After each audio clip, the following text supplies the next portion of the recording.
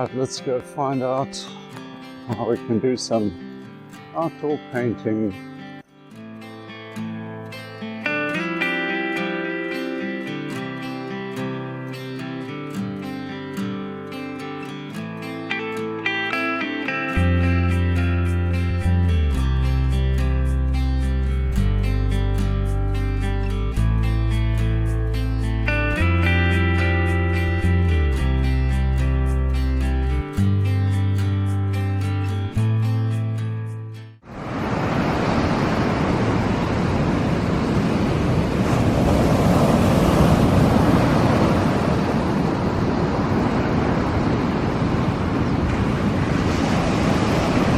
Okay, let's get started with this painting. I've decided to set up on the sand like this. I'm just going to sit down and paint the subject, mainly because I've got the camera on the tripod.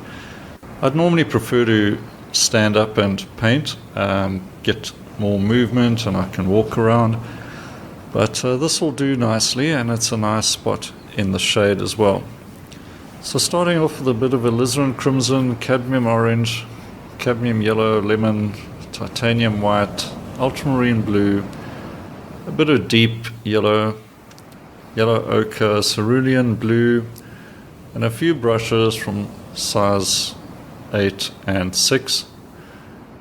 Using a little touch of white spirits here just to get the ball rolling, loosen up the paint for the early stage. Composition finder, really essential tool this. I can't do without it when I'm painting plein air.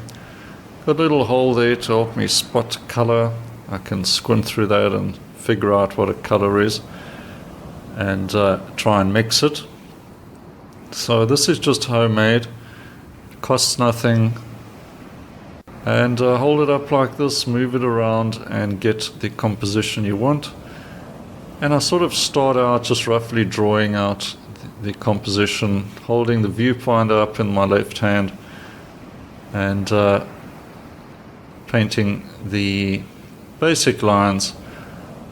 I'm getting straight into this quite quickly, so normally I would have this sketched out on a notebook as well, but I didn't have the time this morning, so I'm just getting into it, laying out in rough sort of lines where the main shapes are going to be before I start the block in with a bigger brush. Kind of getting a sense of the motion of the waves as well.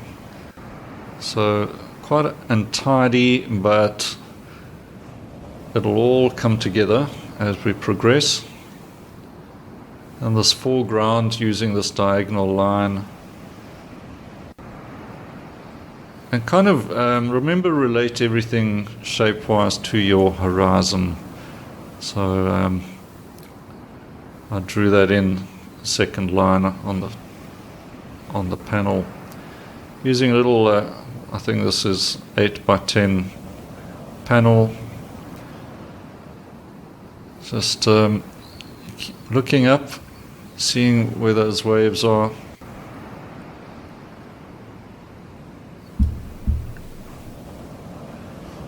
And now getting the sky in, so I'm using titanium white, bit of cerulean blue, touch of alizarin, bit more white, and there's no real clouds in the sky, but I'm going to have to create a bit of interest and movement in the sky. Using big brush, it really does help to do your sky with a big brush. Biggest brush you can get your hands on. It makes lots of nice shapes and happy accidents. Bit more cerulean in the top layers of the sky.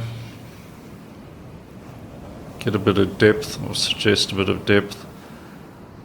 Lay in quite a bit of paint near the closer to the horizon. The sky is warmer. Bit of haze out in the sky as well, but fairly clear day, not too windy, actually a beautiful day. Great day to be out on the beach painting.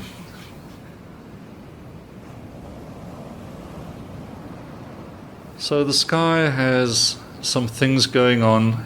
You couldn't really describe a cloud clearly, but there's some interest, and that's what's important. Just neatening up that horizon line a bit, and those distant rocks. I'm going to sort of suggest that with a bit of ultramarine, little touch of burnt sienna. I bought a bit of burnt sienna in at the last minute. And then a bit of greyish rocks before we get to the thin strip of sand, distant sand. It's quite light, that sand, although I have added just a little bit of cerulean to grey it down a bit, to bring in a bit of the aerial perspective. Even if it looks very bright and warm, you know it is distant, so you may just have to cool it down a bit to make it read correctly to the viewer. So I've got to push it back just a little bit. So soft edges between the sand dune and the sky. And that also helps to suggest distance, so just remember softer edges and cooler color for aerial perspective. Now a bit of ultra, some orange, making a fairly dark green for that those distant vegetation on the dunes. Soft edges still. Just keep those edges nice and soft there.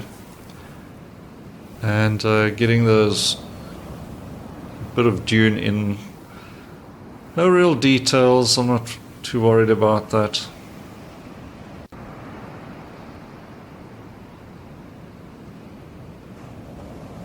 Now I block the vegetation in fairly thickly, even though it is far away. It's fairly thick, and I'll come back later with some sand color and cut in just to break up those darks a bit. But for now, just blocking it in. Wet sand, I tend to like a bit of alizarin, a bit of blue, touch of yellow ochre. I think makes a fairly convincing wet sand color. You can also try magenta instead of alizarin. It has a similar effect and sometimes a bit more bright, I think, or a bit warmer magenta. But that's been my sort of staple mix for wet sand color. A bit of cerulean white and touch of green. The moving water closer to me is showing up as definite green tinge to it, darker blue as it moves away into the distance. So I've got to decide if I'm going to try and mix that color very accurately, or am I going to push it a little. And I generally like to push it just a bit to make those green colors in the sea a bit more vibrant. And just blocking in those darker blues. So what I'm doing with the water is blocking in sort of passages of blue and green color. More concerned about the value of those initial passages of color. I'll layer over them with darker paint or lighter paint, and especially the whites of the breaking waves. So that will be layered over the passages of blues with thicker white paint.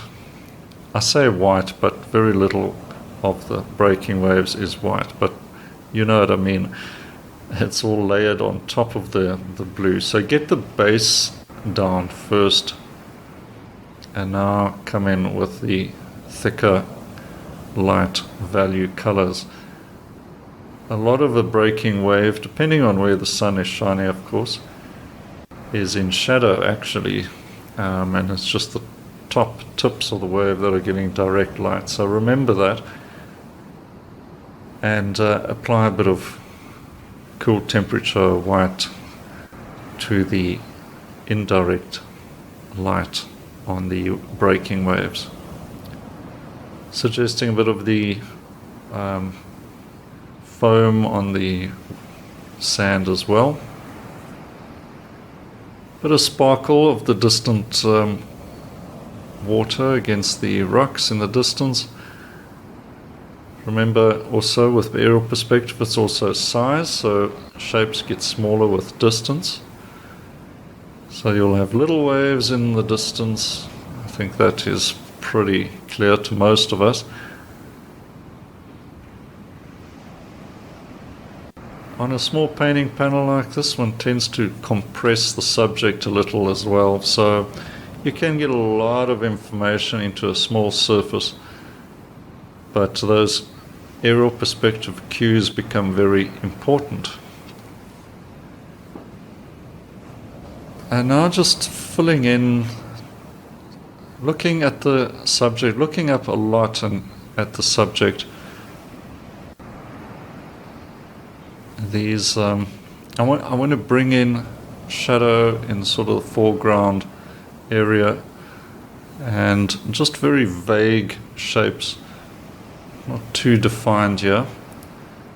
Just kind of working my way through this. I'm not 100% sure where I'm going with these sort of foreground shapes, but it's more like setting up a window. So you're looking past this foreground into the distance. So these cools in the foreground are acting more like a window. And now with the big brush again, just lumping in that thick paint, quickly developing it, lots of texture, and that's going to introduce you to the smaller shapes in the distance, hopefully carrying that perspective through and the concept of a window to the scene in the distance. So nice thick juicy paint, titanium white, yellow ochre, little touch of blue, cerulean blue. And then in part 3 we'll get into the completion of the painting.